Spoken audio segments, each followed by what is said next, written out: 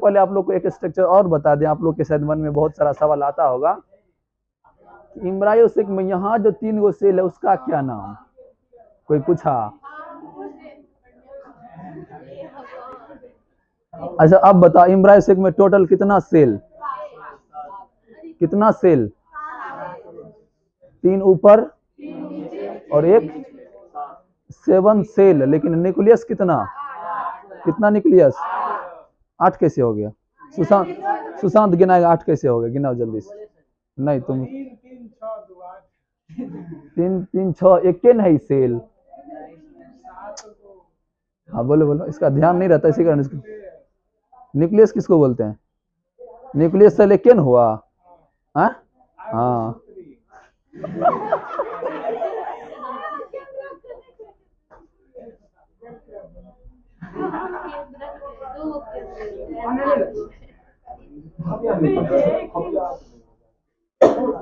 चलो अगला star point देखिए, लिखिए। हाँ स्टार पॉइंट देखिए, लिखिए। लिखिएगा एम्ब्रायोसेक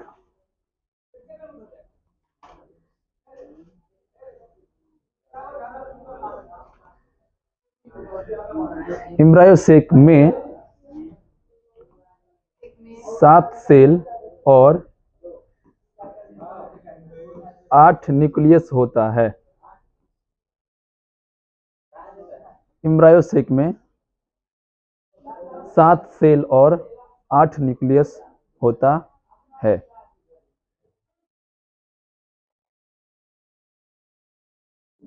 लिख लिए? 7 सेल और 8 न्यूक्लियस होता। अगला स्टार पॉइंट देख लिखिए।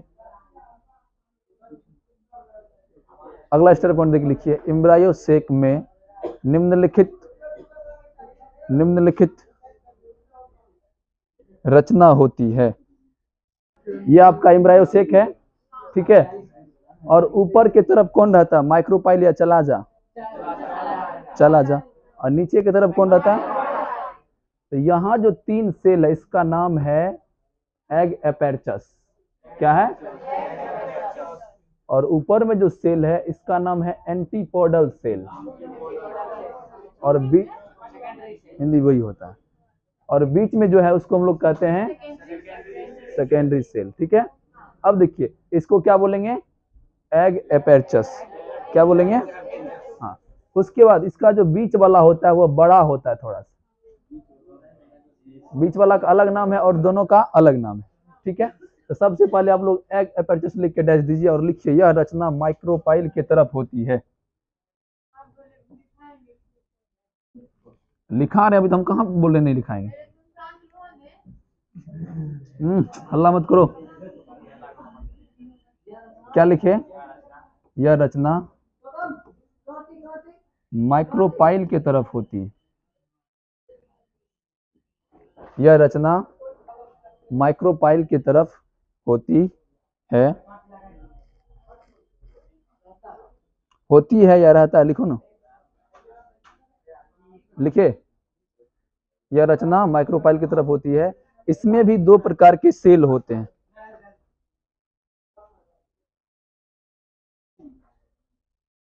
इसमें भी 2 प्रकार के सेल होते हैं। हो गया? अब समझिए, तो बीच में जो सेल है उसका नाम क्या है? जस्ट बताई थी, एग सेल। एंटीपोडल ये पूरे का नाम है, लेकिन अभी क्या लिखा है? एग एपेर्चस। एंटीपोडल नहीं, गलती मत बोलो, हमको भी कंफ्यूज मत करो। पूरे का नाम क्या है? एग एपेर्चस। इसमें भी कितने प्रकार के सेल? 2 प्रकार के सेल। एगो बीच वाला जो बड़का है, ठीक है, ये मेन दूल्हा है। और इसका 2 लोकनिया। लोकनिया समझता है ना? हाँ, दूल्हा का दोस्त सब जो जाता है वो। तो इस दोनों सेल का नाम है सिनर्जिट सेल।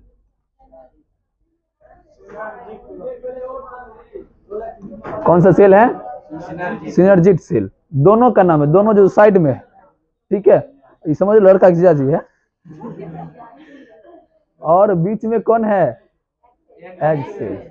अभी जस्ट बताए, कंफ्यूजन नहीं, फिर से क्लियर करते हैं। वो देखो कहाँ महाकुंभ में घूम रहा है। यहाँ देखो, एग एपर्चस में कितने प्रकार के सेल? एक जो बीच में होता है और जो बड़ा होता है उस सेल का नाम क्या है? और दोनों साइड जो उसको क्या बोलेंगे? Synergid cell. Synergid cell, Hindi पता नहीं। चलो तो क्या लिखे, अब क्या लिखे जल्दी से बताओ। दो प्रकार के सेल होते हैं, लिखो। ए नंबर लिखो एग सेल, और बी नंबर लिखो सिनर्जिट सेल।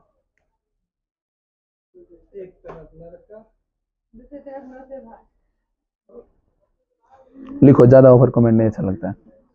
एग सेल लिखे और बी नंबर सिनर्जिट सेल। हो गया। चलिए अब समझिए, फिर से क्वेश्चन आपके लिए। तो बताइए एग एपर्चस की कितनी संख्या?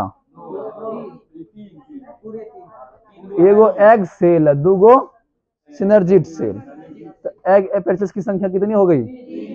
इधर का क्या नाम है जल्दी से बताओ। Antipodal cell. एंटीपोडल सेल की संख्या कितनी? 3। इसका भी अलग लगना, पहले इसके बारे में लिखो। तो क्या लिखे, इसमें दो प्रकार के सेल होते हैं, एग सेल और सिनर्जिट सेल। फिगर में दर्शा दी, ठीक है। अब एग सेल लिख के डैश दीजिए, इसके बारे में हमको कुछ जानना है।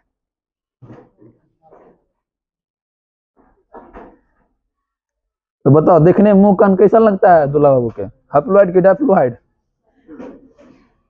बोलो नहीं, हैप्लॉइड या डैप्लॉइड? एन या 2n? एन, क्योंकि एक ही केंद्रक। ठीक है, तो लिखिए एग सेल। एग सेल क्या लिखे? एग सेल हैप्लॉइड होता है।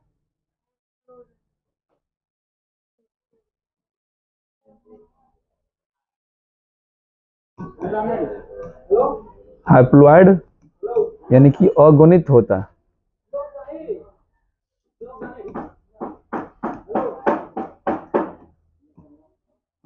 अगुणित होता है। अब बताओ आकार में बड़ा कि छोटा? हाँ, लिखिए उसी में जो आकार में बड़े होते हैं, जो आकार में बड़े होते हैं। एक्सेल क्या होता है? आकार में बड़े होते हैं। एक्सेल आकार में बड़े होते हैं। वेरी गुड, लिखिए यहां तक। लिखिए या, हाँ आगे रो देख, लिखिए यह फर्टिलाइजेशन क्रिया में, फर्टिलाइजेशन हिंदी में क्या बोलेंगे इसको? निषेचन। निषेचन की क्रिया में मदद करता है। यह फर्टिलाइजेशन की क्रिया में मदद करता है और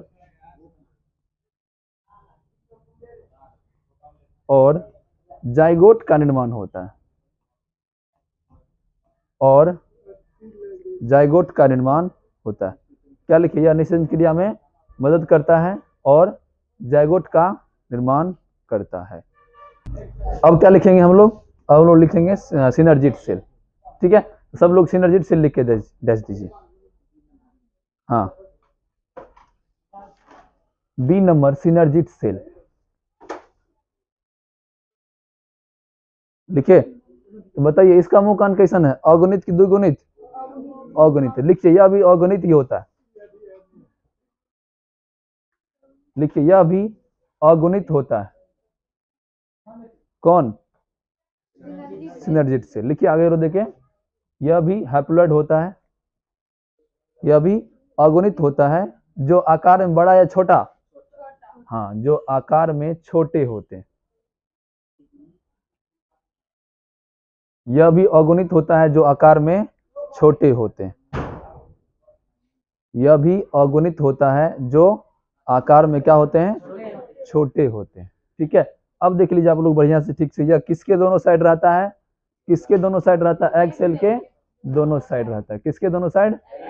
तो लिखिए यह रचना या यह सेल या सिनर्जिट सेल, ऐसे लिखो।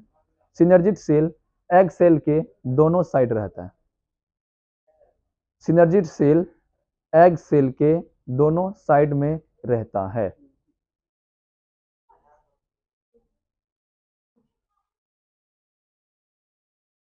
सिनर्जिट सेल एग सेल के दोनों साइड में रहता है। अब देखिए, आप लोग अपने दैनिक जीवन हम लोग एग्जाम्पल बताते हैं, ठीक है, ध्यान से। तो मान के चलिए, जब लड़का बाराती जाता है, उसका जीजाजी क्या करता है, उसको बताओ। खाली गोदी में उठाता है और कुछ नहीं करता है। उसका बहुत ज्यादा केयर करता है, क्या खाना है, क्या पीना है, क्या पहनना है, सब कुछ ध्यान रखता है उसका, ठीक है। जूता नहीं पहनाएगा, जूता जब चोरी हो जाएगा तो कौन जाएगा खोजने के लिए। तुम नहीं देखता होगा अपने जीजाजी का, अपने साला जी का। चलो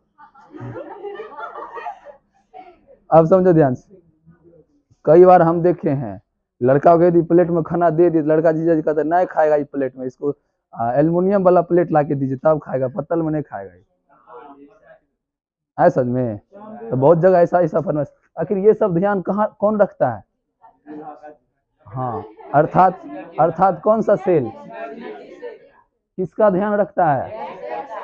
एग सेल का, क्योंकि इसी के ऊपर पूरे बाराती का शोभा है। यदि लड़का भाग जाएगा तो बाराती खाना देगा? देगा नहीं, नहीं देगा, बिल्कुल भी नहीं देगा। इसी कारण ये क्या करता है, अब सुनिए ध्यान से। सिनर्जिक सेल क्या करता है, ये इसके लिए पोषण को एब्जॉर्ब करके रखता है। किससे लेता है? एम्ब्रायो सेक्स से पोषण को अवशोषित करके रखता है, और किसको देता है? एग सेल को देता है। तो लिखिए, लिखिए synergid cell,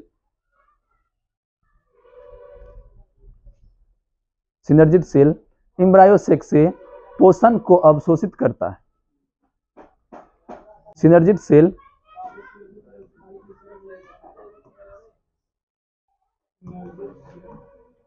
synergid cell embryo sac से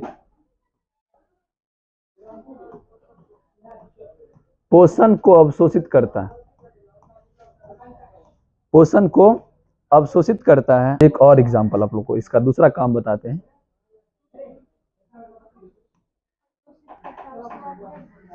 ना उसके बाद कुछ कहाँ बोले। आप लोग बताइए, आप लोग को वहां इस दिन गलती लिखा दी लेकिन फिर सही करवाए थे। अब बताइए, पॉलन ट्यूब किस रास्ता से जाता है, माइक्रोपाइल या चलाजा? माइक्रोपाइल, ठीक है, आप लोग को याद है, वेरी वेरी गुड। तो यहाँ से इंटुगमेंट है, ठीक है, और यहाँ से क्या आया? पॉलन ग्रेन आया, ठीक है। तो ये दोनों सेल क्या करता है, कुछ ऐसे एंजाइम्स को छोड़ता है जिसके कारण पॉलन ट्यूब इसकी ओर आकर्षित हो। क्या हो? आकर्षित हो। तो ये दोनों का काम है किसको रास्ता दिखाना? पॉलन ट्यूब को। कि पॉलन ट्यूब इसी रास्ते जाएगा तब ना आगे जाके ये पॉलन जो भी लाया है, पॉलन ग्रेन लाया या जो भी लाया, उससे निषेचन करवाएगा। इस दोनों का काम क्या है, कौन से सेल का? सिनर्जिक सेल का काम है कि कुछ ऐसे एंजाइम्स को छोड़ना, रिलीज करना, जिसके द्वारा ये ट्यूब को क्या करेगा, वो अपनी ओर खींच लेगा, अपनी ओर आकर्षित कर लेगा। तो लिखिए आगे देखिए, सिनर्जिक सेल, हाँ हाँ जाओ, टाइम हो गया। क्या लिखे? सिनर्जिक सेल कुछ ऐसे एंजाइम्स को स्रावित करता है, कुछ ऐसे एंजाइम्स,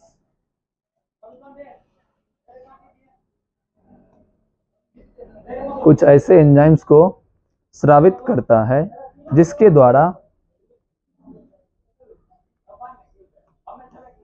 किसको आकर्षित करेगा? पॉलन ग्रेन को नहीं, पूरा पॉलन ट्यूब को।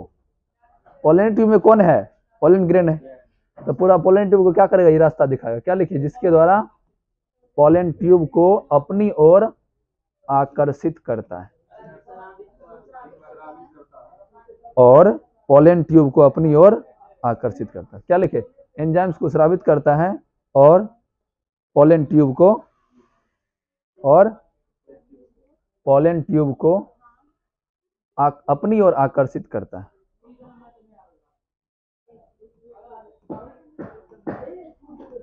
पॉलन ट्यूब को अपनी ओर आकर्षित करता है। क्या करता है?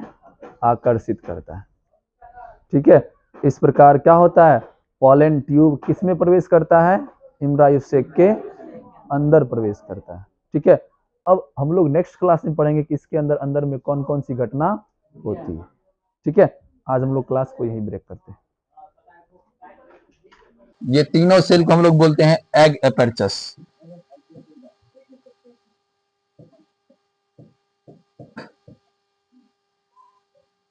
एग एपर्चस कहते हैं, और इसमें जो सबसे बड़ा सेल है उस सेल का नाम क्या है?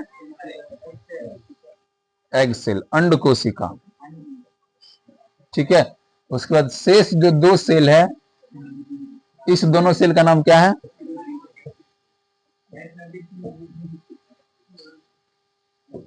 ठीक है, चलिए समझिए। इसका फंक्शन बता दिए थे, तो बताइए एग सेल का क्या काम है, जल्दी से बताइए सब लोग।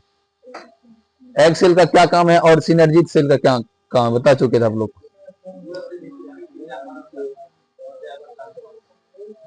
कौन? Egg cell. हाँ, एग सेल क्या करता है? निषेचन क्रिया में मदद करता है। और किसका निर्माण करता है? जायगोट का। यानी कि एग सेल आपका हो गया, ये जायगोट के निर्माण में हेल्प करता है। ठीक है, और दोनों आपको बताए थे, ये आपको हो गया मेन सेल, और ये दोनों क्या हो गया? सहायक सेल, सहायक कोशिका, या उसको हम लोग बोलते हैं सिनर्जिक सेल।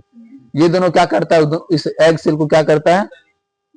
सपोर्ट करता है। उसके बाद ये कुछ एंजाइम्स को स्रावित करता है, जिसके कारण क्या होता है? पॉलन ट्यूब को अपनी ओर आकर्षित करता है। तो ये दोनों का काम क्या है? पॉलन ट्यूब को रास्ता दिखाना। ठीक है, इसके अलावा यहाँ एक हेयर के समान स्ट्रक्चर और होता है, वो क्या करता है? गाइड करता है किसको? पॉलन ट्यूब को। जल्दी से कोई स्ट्रक्चर बनाइए। उसके बाद ऊपर में 3 सेल है, इस तीनों सेल का नाम है एंटीपोडल सेल।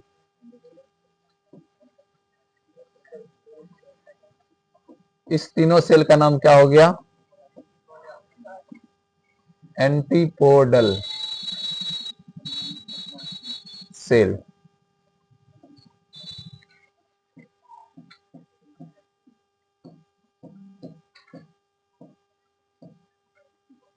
एंटीपोडल कोशिका।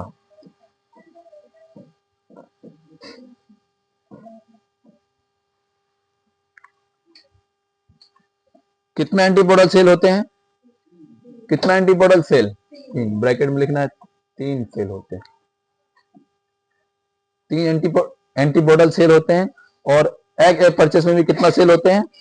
3 सेल होते हैं, जिसमें 2 सेल हो गए आपके सिनर्जिक सेल और 1 हो गए एग सेल। ये पूरी रचना क्या कहलाएगा? एम्ब्रायोसेक। ये सभी सेल जो है, कितने सेल हैं? 7 सेल। और कितने न्यूक्लियस हैं? ये 7 सेल और 8 न्यूक्लियस किसके अंदर? एम्ब्रायोसेक के अंदर। Very good. तो ये सभी रचना किसके अंदर होता है? एम्ब्रायोसेक के अंदर होता है।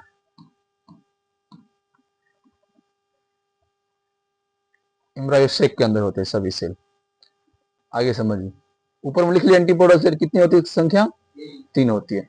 एग एपर्चस की संख्या कितना होता है?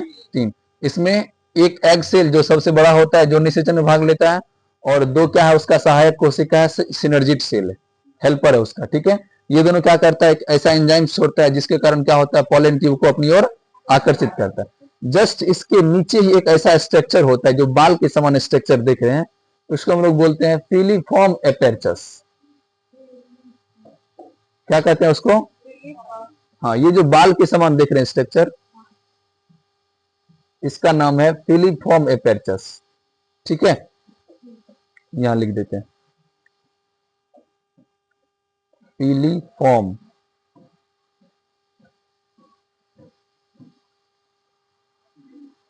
एपर्चस। ये क्या करता है पता है? ये पॉलन ट्यूब को रास्ता दिखाता है, गाइड करता है, उसको गाइडेंस करता है, हैंडल करता है। कौन? फिलीफॉर्म एपर्चस। चलिए, अब आप लोग के लिए क्वेश्चन है, एग एपर्चस किधर होता है? माइक्रोपाइल की तरफ या चालाजा की तरफ? माइक्रोपाइल की तरफ। क्योंकि पॉलन ट्यूब जिस रास्ते से क्रॉस करता है, जिस रास्ते से एम्ब्रायोसेक के अंदर इंटर करता है, वही रास्ता क्या है? माइक्रोपाइल। तो एग एपर्चस भी कहां होगा? माइक्रोपाइल के तरफ ही होगा। और एंटीपोडल सेल किधर? चालाजा के तरफ होगा। ठीक है, लिखिए जल्दी से इसको, फिलीफॉर्म एपर्चस लिखिए। या क्या स्टार पॉइंट देके लिखिए फिलीफॉर्म एपर्चस। हाँ, डैश देके लिखिए। या पॉलन ट्यूब को रास्ता दिखाने का काम करता है।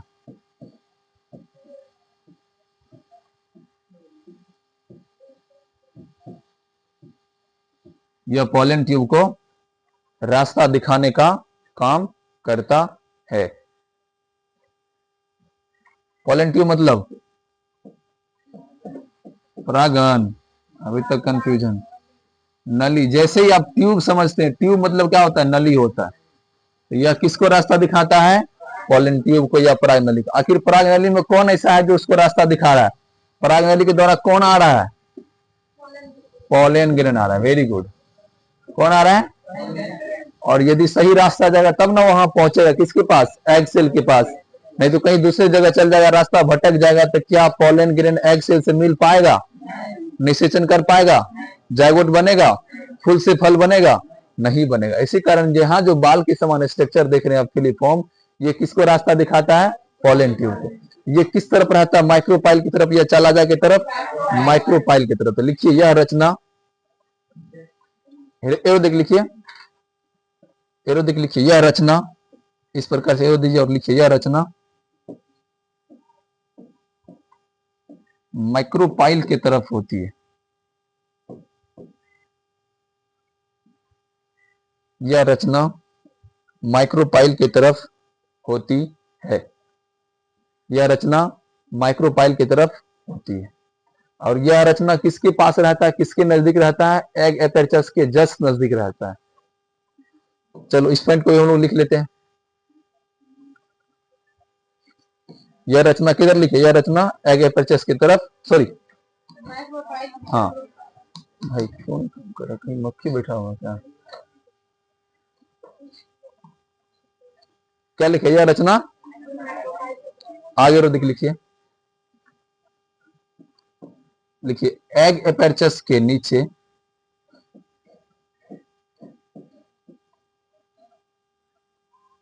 एग एपेर्चस के नीचे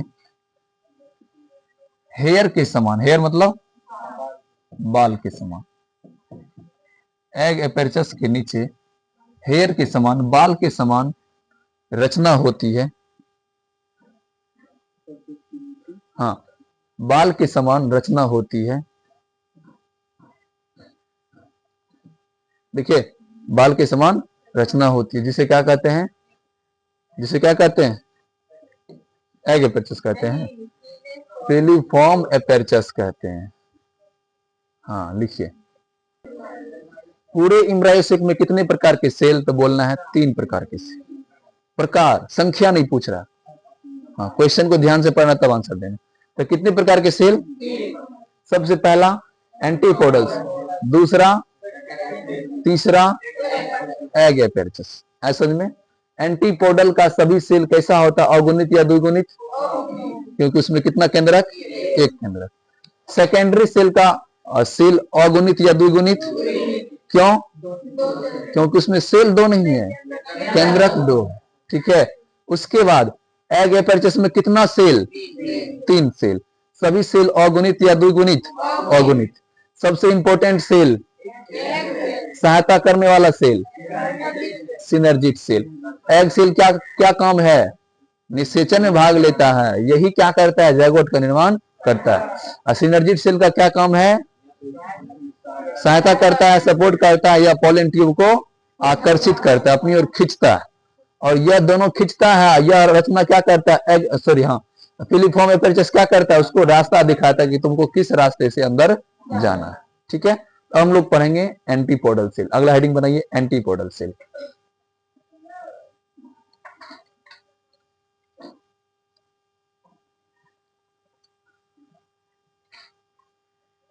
अगला नंबर लिखिए, एंटीपोडल सेल। तो बताइए किस तरफ रहता है, माइक्रोपाइल की तरफ, चला जाए तरफ, बिल्कुल स्पष्ट दिख रहा है कि यह किस ओर है। तो लिखिए यह सेल चालाजा की तरफ होता है, यह सेल चालाजा की तरफ होता है, जिसकी संख्या कितना है, 3 है, जिसकी संख्या 3 होती है। यह सेल चालाजा की तरफ होता है जिसकी संख्या 3 होती है। वेरी गुड, आगे रो देखिए, लिखिए,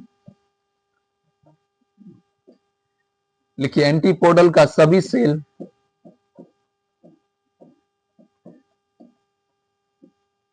अगुणित एंटीपोडल का सभी सेल अगुणित होता है, ब्रैकेट में लिखना एन। एंटीपोडल का सभी सेल अगुणित होता है, अगुणित होता है। ध्यान रखना ये सब चीज, ऑब्जेक्टिव क्वेश्चन जितना भी हम की पॉइंट लिखा रहे हैं या एरो पॉइंट लिखा रहे हैं, सभी ऑब्जेक्टिव क्वेश्चन आपका। तो क्या लिखिए, एंटीपोडल का सभी सेल क्या होता है, अगुणित होता है। चलिए आगे रो देखिए, लिखिए इसमें 3 होता है, लिखिए इसको कितनी संख्या होती है इसकी, 3। चलिए आगे रो देखिए, लिखिए लिखिए इसका फंक्शन, कार्य। हाँ किसका कार्य, एंटीपोडल सेल का क्या कार्य। चलिए आप लोग सेरोगेट मदर समझते हैं, सेरोगेट मदर आगे समझिएगा जब हम लोग इसके बाद जब पढ़ाएंगे आप लोग को तीसरा चैप्टर। सेरोगेट मदर जानते हैं आप लोग, जानते हैं अंजलि? हाँ, सेरोगेट मदर मतलब होता है, जैसे वो फिल्म देखा है सलमान खान और प्रीति जिंटा का, जिसमें उसको रानी मुखर्जी को, हाँ चलिए चलिए आए समझ में। तो रानी मुखर्जी को तो वो मां नहीं बन सकती, तो अपना बच्चा किसको दिया ढोने के लिए, वो दूसरी हीरोइन को, प्रीति जिंटा को। तो बता बच्चा का असली माँ कौन होगा, रानी मुखर्जी की प्रीति जिंटा।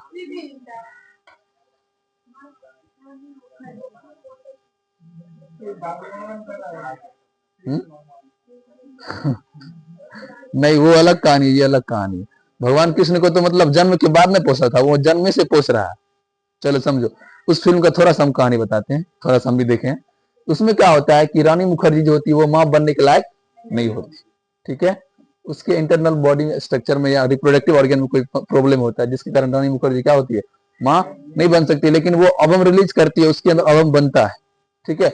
और ये क्या है, सलमान खान इसका हस्बैंड, ठीक है। तो इसके बाद कौन आती है, हाँ, तो इसके अंदर जो यूट्रस का फंक्शन है या इसका जो गर्भाशय है वो बच्चों को पालने वाला नहीं है, लेकिन इसका ओवरी ठीक है, अंडाशय ठीक है। तो ये क्या करती है कि एक ट्यूब में सलमान खान का स्पर्म और इसका ओवम को क्या करते हैं, निषेचन करवा लेती है, और इस एग को, इस जायगोट को प्रीति जिंटा की बॉडी में डाल देती है, क्योंकि इसका यूट्रस ठीक होता है। तो जब 9 महीना होता है तब बच्चा उसको दे दिया जाता है, ठीक है। तो बता असली माँ रानी मुखर्जी की प्रीति जिंटा, क्योंकि क्रोमोसोम किसका है, गुणसूत्र किसका है, डीएनए किसका है। ये तो खाली भाड़ा पाया था, मतलब उसको रखने के लिए, ऐसा में ऐसा होता है। हाँ क्या लाइफ मतलब, हाँ लैब में हो तो उसको टेस्ट ट्यूब भी कहते हैं, सब कुछ पढ़ाएंगे आप लोग। जब 8 महीना और बायोलॉजी पढ़िएगा तो आधा डॉक्टर बन जाइएगा आप लोग। चलिए हाँ, तो बता रहे थे, हाँ तो ये एंटीपोडल सेल भी क्या है, समझो सेरोगेट मदर, असली मम्मी कौन है, यहाँ एग सेल है, यही ना मतलब जायगोट बनाता है। लेकिन ये तीनों ये सब क्या है, सब उसको पोषण देने वाला है, सहायता करने वाला है। जैसे निषेचन होता है सब सेल डिजेनरेट हो जाता है। तो यह क्या करता है, जायगोट को या इसके अंदर जो भी और भी रचना है जिसको एनर्जी चाहिए, जिसको पोषण चाहिए, उसको पोषण देता है। और जैसे ही निषेचन होता है, जायगोट बनता है, ये डिजेनरेट हो जाता है, ऐसा में मर जाता है। हाँ, तो इसका काम क्या है, केवल एम्ब्रायोसेक से पोषण को अवशोषित करना और जायगोट को क्या करना, पोषण देना। क्या करना, यह केंद्रक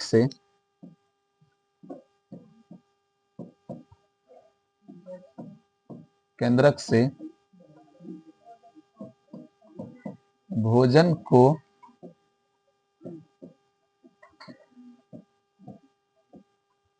अवशोषित करके किसको देता है, एम्ब्रायोसेक को देता है। क्यों देता है एम्ब्रायोसेक को, ताकि उसके अंदर जो जायगोट है, जो उसके अंदर रचना है, उसको क्या हो, उसको पोषण मिल सके, वो अधिक से अधिक मात्रा में वृद्धि कर सके, ठीक है।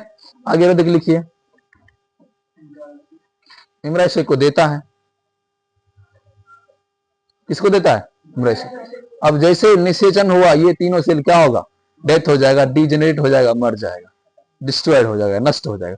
तो लिखिए यह लिखो, ऐसे लिखो, एंटीपोडल सेल, एरो देख लिखिए, एंटीपोडल सेल क्या लिखिए, एंटीपोडल सेल निषेचन के बाद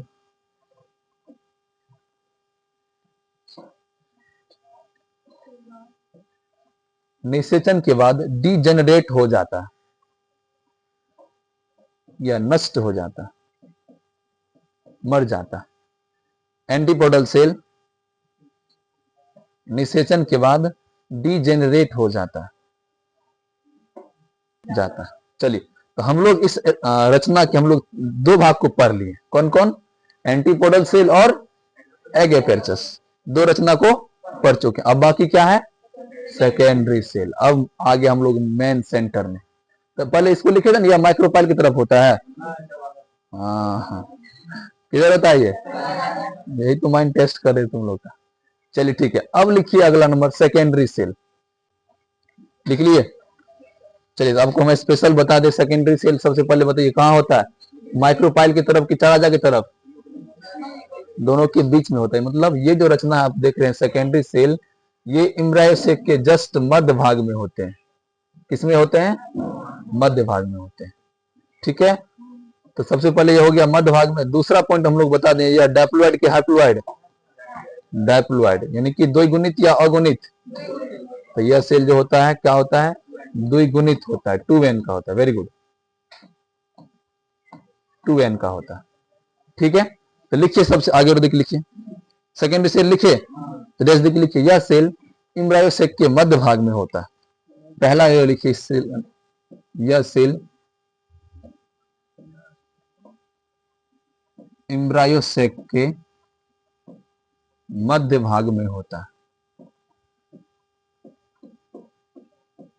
यह सेल इम्ब्रायोसेक के मध्य भाग में होता है। दूसरा एरो लिखिए, यह सेल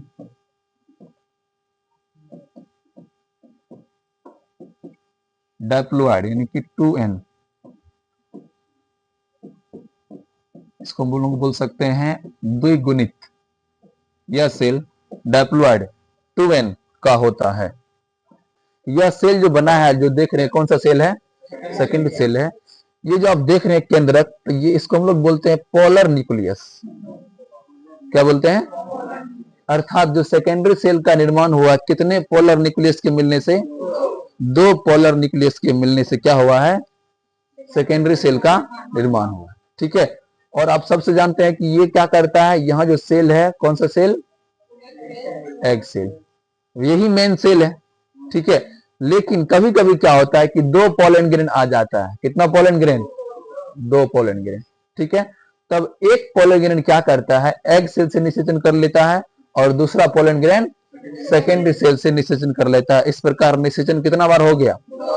तो इस प्रकार के फर्टिलाइजेशन को हम लोग कहते हैं डबल फर्टिलाइजेशन। आगे बताएंगे आप लोग को, जस्ट थोड़ा देर पहले।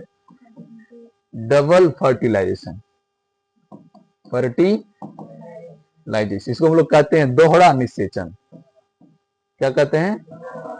दोहरा निषेचन या द्वि निषेचन भी कहते हैं। दोहरा निषेचन या कितना पोलन ग्रेन आएगा? दो। तब पहला पोलन ग्रेन किससे अभिक्रिया करेगा? Egg cells. और दूसरा पोलन ग्रेन, इस प्रकार निषेचन कितना बार? इस प्रकार जो निषेचन होता है, उस निषेचन को क्या कहते हैं? इंग्लिश में क्या बोलेंगे? Double fertilization. और जब डबल फर्टिलाइजेशन होता है, तब इंडोस्पर्म का निर्माण होता है।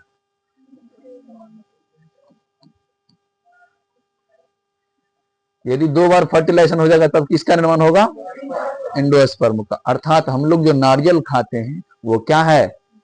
इंडोस्पर्म है। क्वेश्चन पूछेगा नारियल का खाने योग्य भाग, किस भाग को, नारियल को किस भाग को खाते हैं? इंडोस्पर्म को। किसको? चलिए, तो कहां तक लिखे लास्ट?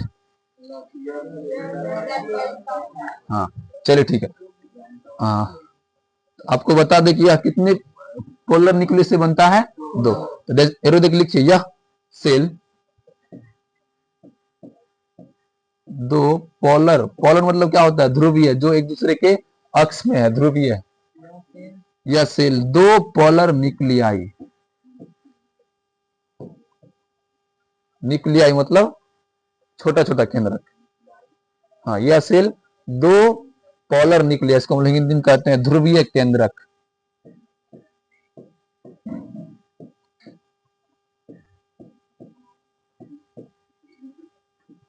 यह सेल दो पोलर न्यूक्लियाई के मिलने से बनता है। जब दो पोलन ग्रेन आएगा तो पहला किससे निषेचन करेगा? एग से। दूसरा, यदि सेकेंडरी सेल से निषेचन हुआ तो क्या जाइगोट बनेगा? क्या बनेगा? एंडोस्पर्म बनेगा। इसको हम लोग कहते हैं भ्रूणपोष। क्या कहते हैं? लिखिए आगे रो देखिए। सेकेंडरी सेल लिखिए, यह निषेचन में भाग लेकर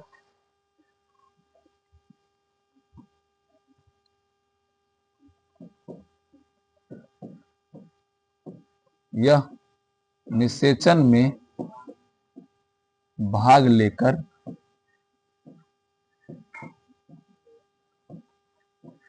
क्या बनाता है? एंडोस्पर्म बनाता है।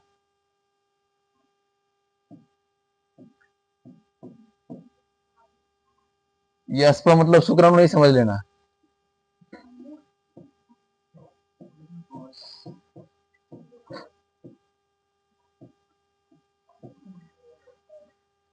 क्या लिखिए? यह निषेचन में भाग लेकर एंडोस्पर्म का निर्माण करता है।